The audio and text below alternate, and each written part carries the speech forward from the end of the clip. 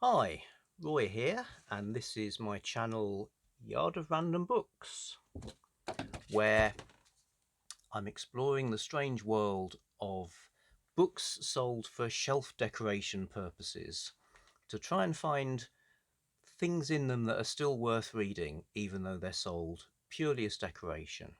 So, in a way, these are the least wanted books in the world. Even charity shops don't want them.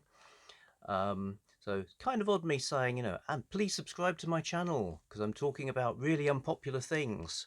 Nevertheless, that is what I'm saying, and there are subscribers, which is fantastic. So, hello, new subscribers and old subscribers and everybody. Um, and also, it turns out not everything in here is unpopular. One of the most popular authors in the world, and currently very much in the public mind, is represented in this yard, albeit in a very small um, amount of shelf length. So, J.R.R. Tolkien, Smith of Wootton Major, small hardback, is one of the books, which is really interesting. Um, the book itself, it's I think it's very beautiful. I mean, look at the illustrations. Really nice folksy illustrations by Pauline Baynes throughout the book. It's uh, smaller than usual hardback. Could actually be quite valuable if not for several things. One, it's if it was the first edition, not the sixth edition, that would help. If the spine hadn't faded, that would help. And most of all, if a small child, or I presume a small child, hadn't scribbled on it, that would also be excellent. So as it is, it's a nice object and it's a nice story. So if you're any kind of Tolkien fan, this is worth reading at some point. Obviously, it's not Middle Earth, it's not a big epic, it's a small scale fairy story. And despite that, it has lots of elements that are pure Tolkien. There's a magic object, there's a journey to the land of fairy, there's a character who is much older and more magical than they at first seem.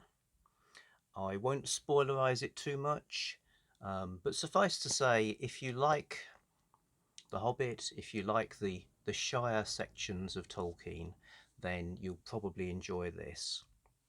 And it's very much coming from the source. I think my feeling for on reading it was that Tolkien is definitely a sort of often imitated, never equaled kind of writer, because there's something about his actual writing that really could only come from him. So it's a nice piece, nice little book. Probably one of the smallest things he did. I think mid 60s was when he wrote it. Um, I have read it before. I was reflecting on how mid 70s, how sort of Tolkien reading went down. So for me, as for lots of people, starts with Lord of the Rings. This is the a one-volume paperback. It was very popular in the UK. It was, it almost revitalized the whole Tolkien craze. This was the copy. I had it. A friend of mine had it. Used to proudly sort of walk around at school so people could see he was reading it. Another friend read hers till it fell to pieces. So a lovely thing. I actually, halfway through, I realised that it didn't have the appendices. It only had one appendix for about 3 pages long, not the 130 pages that Professor Tolkien mentions in his introduction. And I was getting so into it by then. I felt I had to have the appendices. So I traded this in some kind of deal that meant I ended up with the 3 Decker version, appendices included. I kind of thought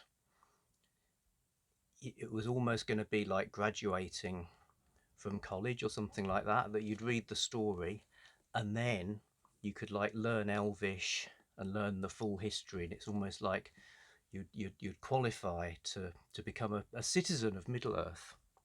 It didn't work quite that way, but anyway, massive digressions. Lord of the Rings was the first one to read, and then after that, well, what is there? Well, there's The Hobbit.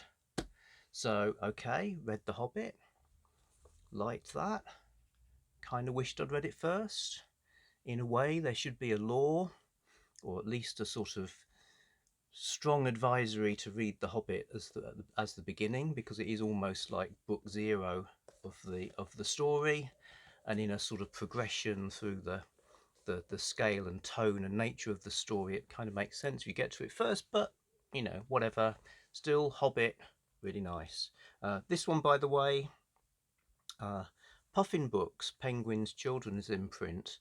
This was the only time they did The Hobbit, and it was a present from my wife for my birthday, because it's also a birth year book for me. Not The Hobbit itself that came out in the 30s, I think, but this edition from the year I was born. Wraparound cover. Okay, so got the Lord of the Rings, got the Hobbit. You still want more. Now, the time I'm talking about, the Silmarillion was just a rumour. We could anticipate how awesome it was going to be, but you couldn't read it yet. So what you then did was look for other stuff. Obviously, the publishers wanted you to read more Tolkien as well.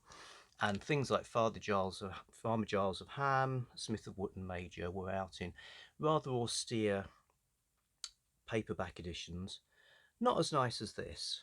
So eventually you'd come here, and that was all lovely. And there wasn't really much else fantasy wise, so it wasn't like you could just flip over to another author. Yeah, so that's my random book of the week. Probably a keeper.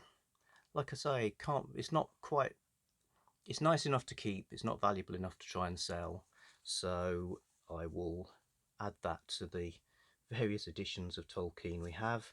I've started thinking, what if these books are all connected in some way?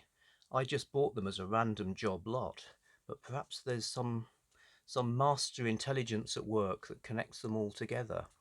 So, for instance, one of the first ones I read was a C.S. Forester novel, has characters in it called Hornblower and Bracegirdle, as does The Lord of the Rings. Last week I read an Iris Murdoch book, who, perhaps surprisingly, was a big supporter of Tolkien and wrote him a nice letter shortly before he died. So, you know, it could be that although they look like different books, they're all volumes in one massive super saga. And by reading them, I will get to see the secret knowledge within them. Also forgot to mention that the Iris Murdoch book had a photograph of some roses in it, so clocking things like inscriptions and stuff that falls out of the books, that's something I need to be doing as well, because it's probably all part of the secret hidden meaning of the random books. So there'll be another one next week. I think after the excitement of Tolkien and the magic, I will tackle one that's been bothering me in the sense of how can I find anything interesting about this? A book of bankruptcy law, principles of bankruptcy law. How will I get some juice out of that? Find out next week. I've decided to make the channel a bit regular, so the main thing I'm doing, which is this. Let's look at the shabby chic books. I'll do those every Sunday. That isn't, rightly or wrongly, that isn't all I want to do. So I will also do things like on Tuesdays, I've called the playlist Booktube Shenanigans. So things like reading events, tags, etc. That'll be a Tuesday thing. I've also got odd things I would like to enthuse about. Yeah, like book reviews would be one example. So I'll do those on Thursday, so it's enthusiasm. Because I think that's why do I want to sit here talking to my telephone? I suppose it's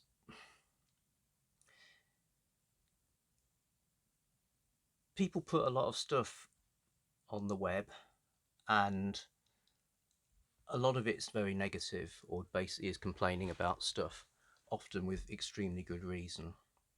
And I feel I want to have conversations where I'm enthusiastic about stuff that I just happen to like. Not that I love every single book. It might be, it might be enthusiastically explaining the reasons I dislike a book. But that's why I'm doing the Booktube thing. So Thursday for that, I've got a sporadic series about where books do lurk, finding books in odd places. I'll lob them on as I get to them, as I will with short videos of the sort of "oh look a monkey" sort of thing. So that's my rough plan for the channel for now, and we'll see how it goes. So thanks everybody for watching, for comments. Do subscribe if you want more of this, and see you in a bit. Bye.